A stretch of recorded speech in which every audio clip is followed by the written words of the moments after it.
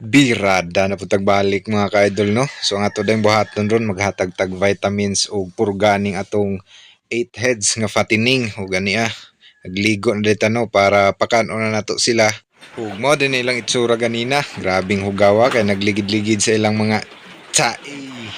Og dinhing dapita, nagmix na ta og finisher o grower kay ato naman silang i-convert into finisher kay dagko naman. Unja ijahay nag-angkas kay ara na kuno nilang gutuma. Sus, kahimos buyag. Samtang nagmix ta sa ilang feeds no, ingani na sila kabanha ang tanawa. Muras inyong kuyab or asawa banha no. So di man ta ka-relate ana kay wa man ta ana. Kanir na atong negosyo na. So grabing dagkuan ng mga kaidol no, ug andutag mga lawas. So ingana do na sila kadalawag na ho, manggiangkas kasi diha na ka mga ulit gajod pangabuslot na po itong burusan kay kusog ng gajod mga unta paldo tani pohon ug diring dapita no nagready na ta sa vitamins nga atong i-inject. So ang gamit nato no 10 ml capacity, so ang ihatag nato is 2 ml per head.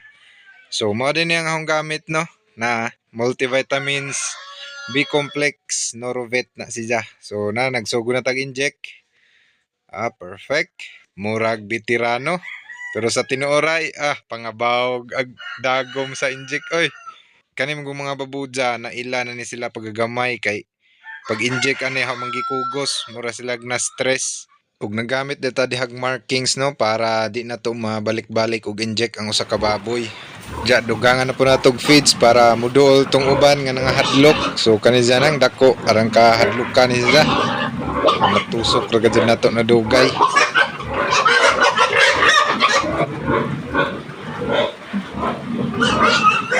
So dinhing dapita no, nag-ready na punta para sa pagpurga. So ang gamit nato kani ivermectin.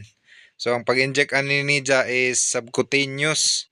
So wa ko nasadyo sa kuan siya di ipaabot sa unod, dapit ra sa panit or sa kubal sa ilawom. Birahe kana dong practice kay arong makales kas imong expenses kay barato na bang live weight diri sa ato karon madyo na laman maka less gamay og hinaut ang tapohon makapaldo. Og mo na ni mga ka-idol no, nara tong mga markings humana sila kaon, ijahay naglubog. Og kaning usa kani siya nagdugo din ni dyan liog na kay naigo siguro ugat kay luhag man lagi. O giapil naman dahil po ninahong duha ka fattening. So mga 30 kilos na siya anak anina anadja. O kaning atong anajunon pod. So mora to. Daghang salamat.